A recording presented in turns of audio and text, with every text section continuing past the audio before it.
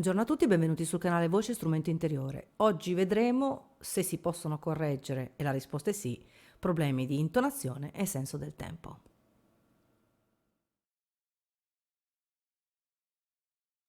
Io ho lavorato in moltissime scuole come insegnante di canto e vocal coach e in alcune scuole si usava fare dei corsi per introdurre al metodo, per sondare anche le capacità dell'insegnante giustamente prima di attribuirgli allievi e lezioni.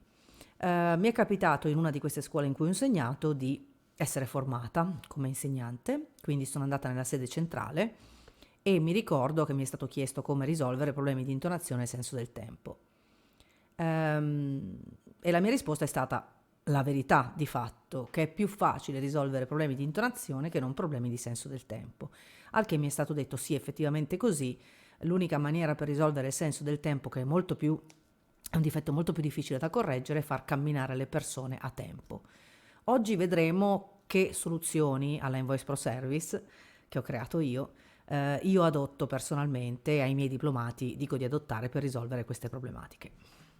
Personalmente risolvo i problemi di intonazione spiegando a chi vuole cantare la tessitura, il registro acuto e le note basse, il registro di petto, con delle vere e proprie percezioni, quindi le note comode, che sono quel range in cui noi cantiamo comodamente, faccio usare la voce che la persona ha di natura, faccio capire che non bisogna cantando in qualche modo correggere il nostro timbro, si parte con l'esercizio del ciao che trovate anche qua sotto negli altri video delle playlist del libro, si parte dalla propria voce parlata e si fanno dei vocalizzi una semplice scala 5, e si fa capire alla persona che quando c'è il passaggio la nota di fatto non esce più dall'orifizio buccale, dalla bocca, ma deve essere portata in testa. Viceversa, quando si scende e si scende verso il basso nella zona di tessitura e si incontrano le note basse, questa percezione di vibrazione dell'aria si ha un po' più in basso nel registro di petto.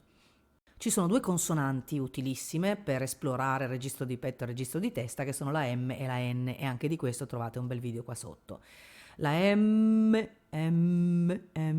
fatta in questo modo, quindi mantenuta M, non in avanti, ma detta a bocca chiusa e denti abbastanza stretti, dà subito un abbassamento laringeo, per cui la vibrazione della M è molto forte nel petto e si può anteporre alle vocali di vocalizzo una M per far capire, far sentire maggiormente, facciamo appoggiare all'allievo una mano qua sopra, dov'è la zona di risonanza delle note basse, quindi fuori dalla tessitura verso il basso. Viceversa, un'altra consonante utile è la N, un po' forzata, appoggiando la lingua al palato, porta subito la vibrazione nell'osso zigomatico in mezzo agli occhi, una vibrazione un po' polifemo, come dico io, e grazie a queste risonanze, quindi sentendo la risonanza nel naso della N, l'allievo sa idealmente quando una nota diventa alta e dove portarla. Il problema quando si insegna canto è che chiaramente non tutti quelli che vogliono cantare vogliono anche studiare uno strumento. Quindi quelli che vogliono cantare non hanno la più pallida idea di cosa sia un pianoforte e di come sia facile per un insegnante di canto, ecco perché la maggior parte degli insegnanti di canto suonano il pianoforte, visualizzare su una tastiera che dispone tutti e 88 i tasti in linea, quindi chiaramente visibili, dov'è la nostra zona di lavoro. Un insegnante di canto che sa anche suonare il pianoforte vede con gli occhi i tasti bianchi, i tasti neri e sa che quello è il suo passaggio e sa che oltre quella nota lui ha il registro di testa e sotto questa nota ha il registro di petto, ma chi non sa suonare il pianoforte non vede. Quindi io faccio sempre un discorso di RAM del cervello. Il cervello è come un computer, la nostra capacità di fare molte azioni contemporaneamente viene assorbita come in un computer da quante azioni noi stiamo facendo simultaneamente. Facciamo un esempio. La persona che non è intonata sente un suono, quindi con l'udito sente un suono, e quando lo deve interiorizzare e portare nel proprio corpo deve avere delle zone di riferimento. Quindi si passa dall'udito, sentono, alla percezione del suono. Io aggiungo un passaggio nel mezzo, un passaggio visivo, quindi semplicemente facendo vedere su una tastiera, perché srotola tutti i semitoni e i toni in un ordine ben preciso e si sa che sinistra è basso e destra è alto, aggiungendo quindi al cervello un'azione anche visiva, è più facile memorizzare. Quindi chi è stonato, che problema ha? Nessun problema in realtà. Sente un suono e bisogna fargli capire in che zona del nostro corpo interiorizzarlo. Quindi si passa dall'udito alla propria eccezione o cinestesia, il sesto senso. Se noi introduciamo un senso in mezzo, quindi aggiungiamo e apriamo un'altra app nella nostra mente e noi facciamo sentire il suono, poi lo facciamo vedere sulla tastiera e poi interiorizzare, questo passaggio è più facile. Quindi bisogna sempre ragionare in termini di multitasking. Stessa cosa capita proprio quando suoniamo il pianoforte. Quindi quando noi suoniamo il pianoforte, quando un cantante che sa suonare il pianoforte canta, vede le note della canzone come una linea melodica in chiave di violino. Io mentre canto vedo come le note si muovono e quindi io so dov'è il momento di girare in testa. Facendo e aggiungendo il senso della vista dopo l'udito d'ascolto in mezzo alla propiocezione, quindi aggiungendo un senso, anziché udito e propiocezione, per chi non è intonato, udito, vista sulla tastiera e poi propiocezione del suono, abbiamo subito un netto miglioramento dell'intonazione. Il problema si fa un pochino più drammatico quando c'è un problema di senso del tempo. Io tendo a lavorarli separatamente, cioè a non applicare il lavoro sul senso del tempo alla musica, cercando di far lavorare il cervello su due compartimenti separati. Dico alle persone di camminare a tempo, quindi scelgono la musica che vogliono. Se andate su YouTube e trovate musica a 120 bpm è pieno, di qualunque genere musicale, e mettersi le cuffie nelle orecchie e camminare per strada in un campo con passi a tempo di musica, aveva ragione il mio formatore, può funzionare.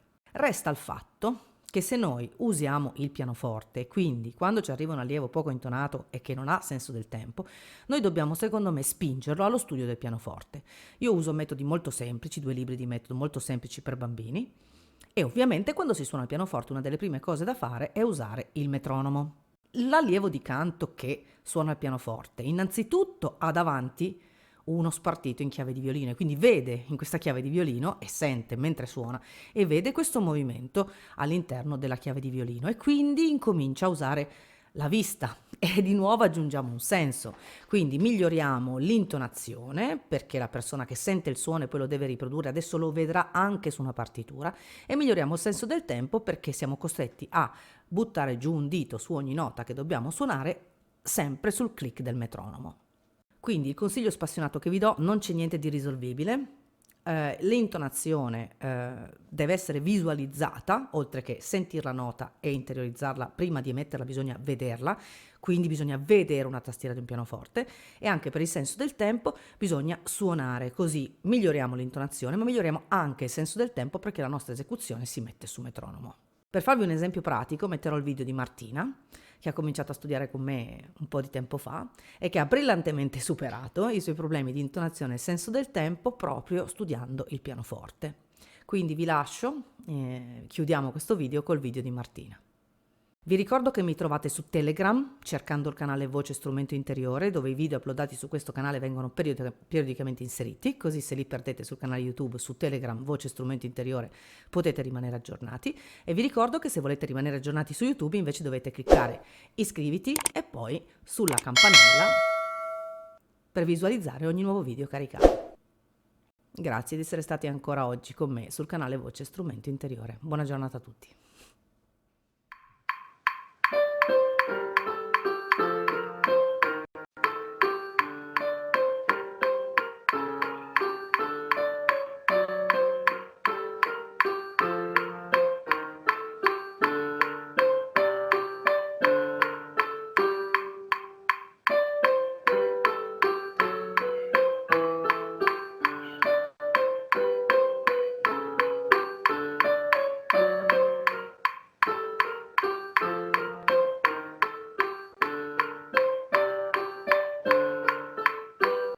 Visto? Tu quando stai con l'orecchio